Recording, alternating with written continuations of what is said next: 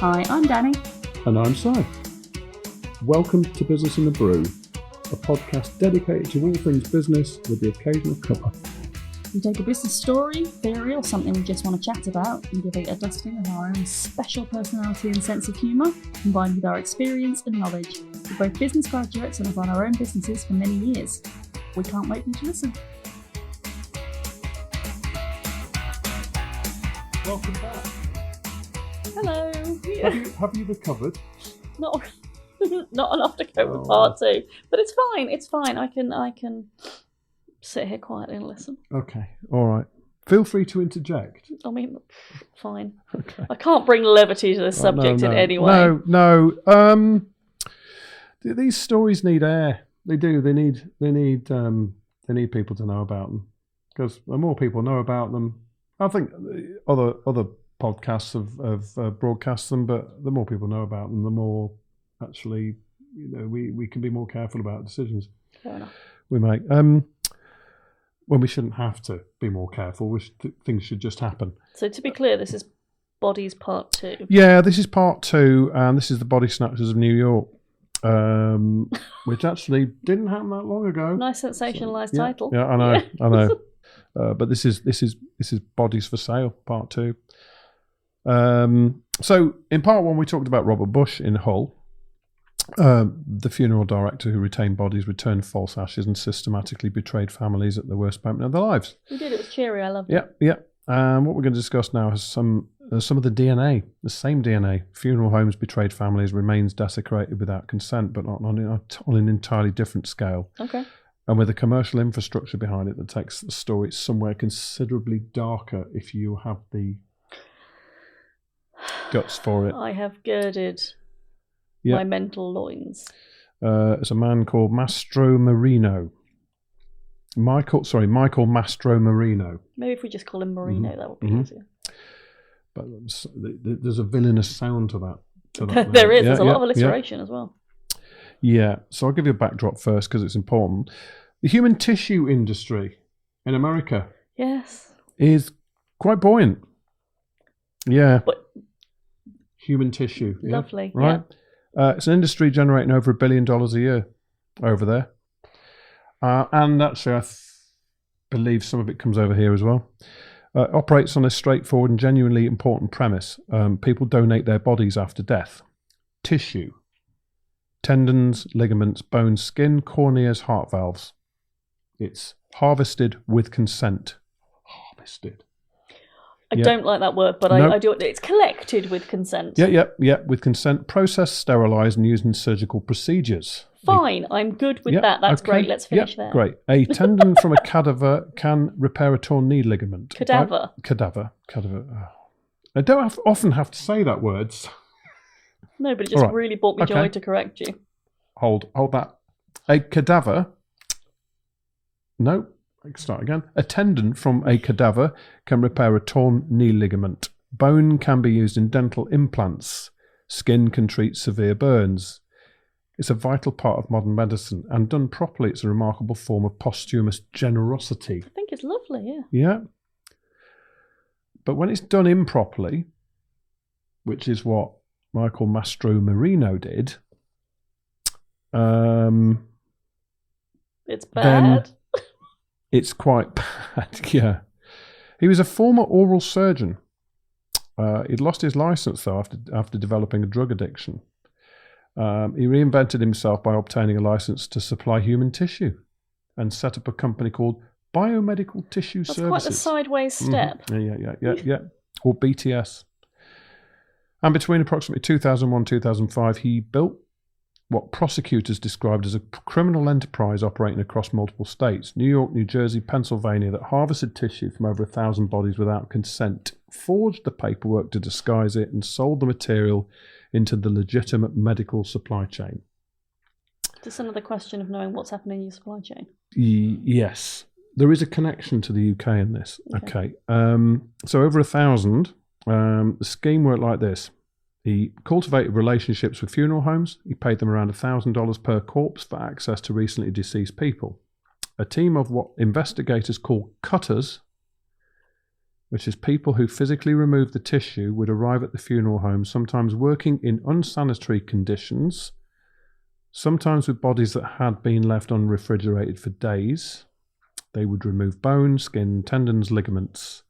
They would replace removed bones with PVC piping to maintain the body's shape, so families wouldn't notice at an open casket service. Mm-hmm.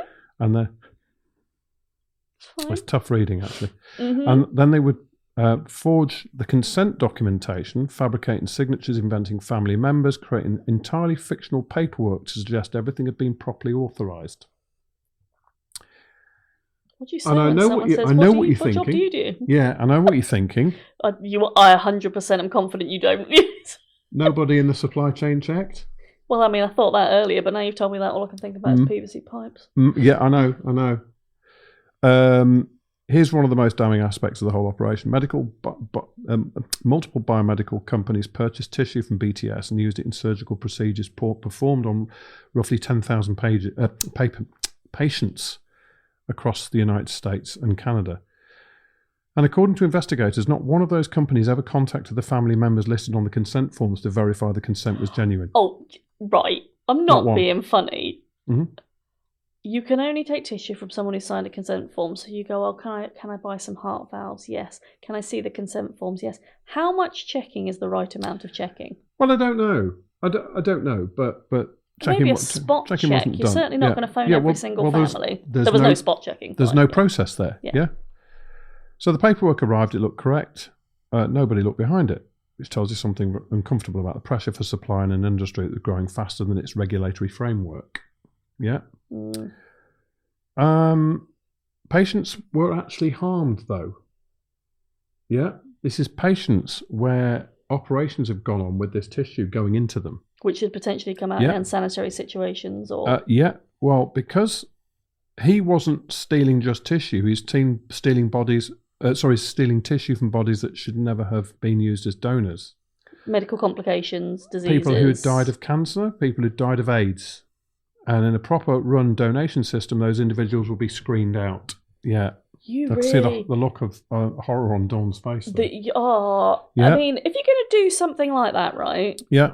Make your life easier and, pick healthy bodies, because you've got less chance of being found out. The minute you start introducing HIV and cancer I'm guessing that they weren't checked. The bodies were just plundered. That is a lot of cut corners. Don't say plundered. You sound like a pirate. Pretty much. Well, he sounds like a pirate. He does. So Mastro Marino's team simply falsified the course of death on the paperwork and shipped the tissue anyway.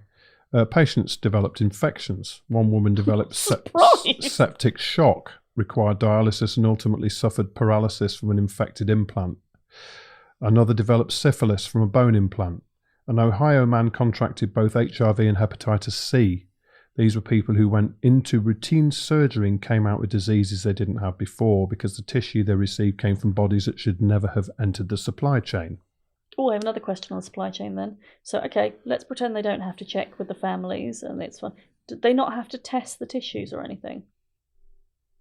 Well, if the paperwork says that they've come from legitimate sources and that they should have been screened out, there was no framework for this, or the regulatory framework wasn't presupposing. I actually put my hand in the air when I asked a question there, which is weird because we're audio. Now, this is where the British connection comes in, because there's a wonderful man called Alistair Cooke. Now, he was regular on Radio 4. He's a journalist and broadcaster, and he was one of the great journalists and broadcasters. Mm-hmm. He had a brilliant programme on Radio 4 called A Letter from America. So I was tempted to sing, but I'm not going to. He'd commentate about what had happened that week and what was going on in politics around. I mean, he's so needed right now. Anyway, but this is where he comes in. He was born in Salford, in Manchester in 1908, spent most of his adult life in America, becoming the definitive interpreter of American life for British audiences. They are confusing, I agree. Yeah. What was that? They are confusing, I agree. It does need interpretation. Oh, right, yes. Yeah. For 58 years, he wrote and broadcast the programme. So it's a huge amount of time. I think it was the longest running speech program in radio history. I did not know that. He also presented Masterpiece Theatre on American public television for 22 years. He was knighted, he was beloved. He died in New York, though, in 2004 at the age of 95 of lung cancer that had spread to his bones. Oh, bless him. And his body passed through a funeral home that was part of Mastro Marino's network. Oh. Yeah. And without desecration of the greats. Yeah. And without the knowledge or consent of his family, tissue was harvested from his remains. His daughter Susan... A man who had lung and bone cancer. Mm-hmm. His daughter Susan, when asked directly whether she'd ever given permission, simply did not. My father would have been against that. The cruelty of it is layered. First, he died of cancer that spread to his bones, which means tissue harvesting was potentially contaminated and was shipped into the supply chain regardless. Secondly, his family had to learn, after they'd already grieved, after they'd already said goodbye, the body that they buried was not intact, that strangers had cut pieces from their father and grandfather without asking, and the man who spent 50 years eloquently describing the human condition had in death been reduced to inventory. That's awful. Which is just so... Not that it's any less awful when it's someone we don't know. Callous. That's not the point. Yeah.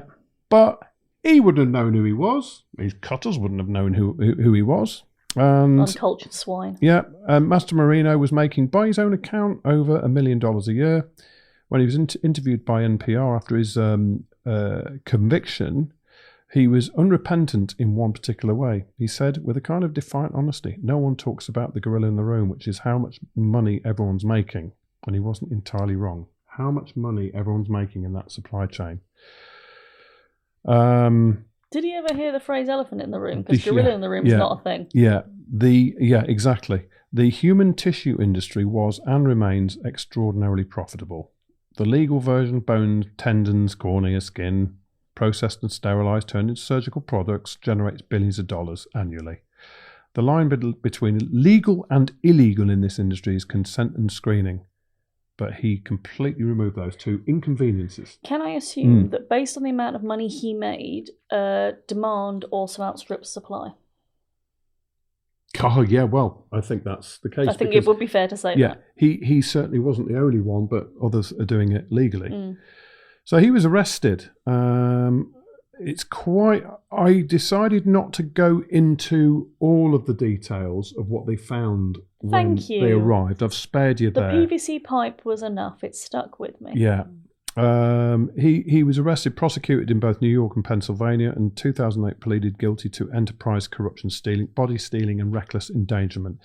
He was sentenced to between 15 and 58 years.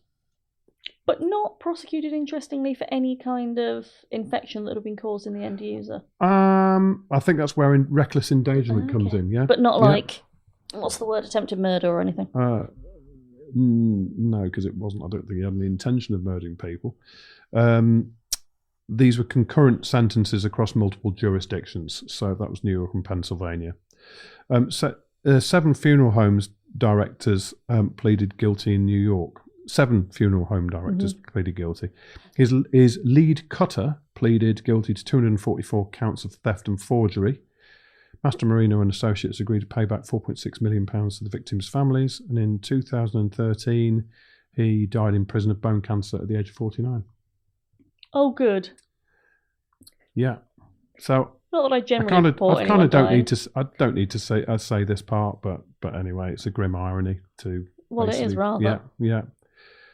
I hope they took all of his tissue. It's hardly poetic justice. Yeah.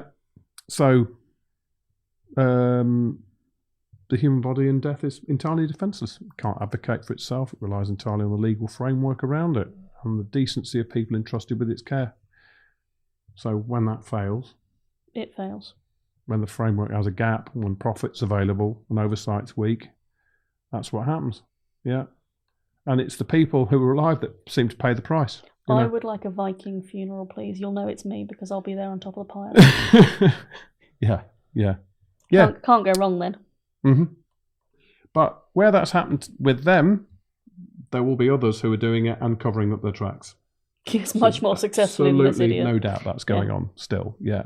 Yeah. It's a black market. And there's always been a black market for body parts. You remember the old urban legends that you go night clubbing and you get drugged and you wake up without a liver? With no kidney. Yeah, yes. that kind of thing. Yeah. You wouldn't wake up without a liver. No, you'd be dead. Yeah. Okay, all right, without a gallbladder. With a missing kidney, yeah. Fine. Or an eye, yeah. Part of a lung. Yeah. Could you lose part of your liver? You can lose part of your liver, can't you? No, you don't know all of it. Oh, okay. No one wants my liver, Jesus. No one wants my kidneys either. I'm pretty confident no one wants any part of my internal organs. Or a ball. Or Oh, a testicle. Can you imagine waking up with only one testicle? Would you notice at first? Do you every day just count everything to make sure it's all there still? It would feel like there's something wrong. What, like you were uneven? No, well, no, not that. I mean, because it wouldn't just be removed, would it? There'd be stitches, there'd be a hole. That is true. What if they put you into an enforced coma for a 6-week period while you healed completely? Would you then notice you had no testicle? Probably not for a while. I think you don't go around going, look, 2 eyeballs, 2 cheeks, 2 ears, 2 testicles. Cheeks? Like that. I don't think there's a market for cheeks. Isn't pork cheek, really? Oh, guanciale. It's unrelated anyway. I'm getting into a whole different territory. Yeah. So, that's a nice light-hearted end to that. But that was sorry, I've just trivialised your story. Horrible story. It was horrible. I'm sorry to anyone of a nervous disposition. Too late now. They've already listened. Yeah. I should have pulled the trigger. Possibly. It's all right. We'll write it in the episode description. Yeah. But some stories just need to be shared. Yeah. Well. All right. Thanks for listening. I think Thanks the next one will be mine, so it's less horrific. Yeah. Thanks. All right. Thank you.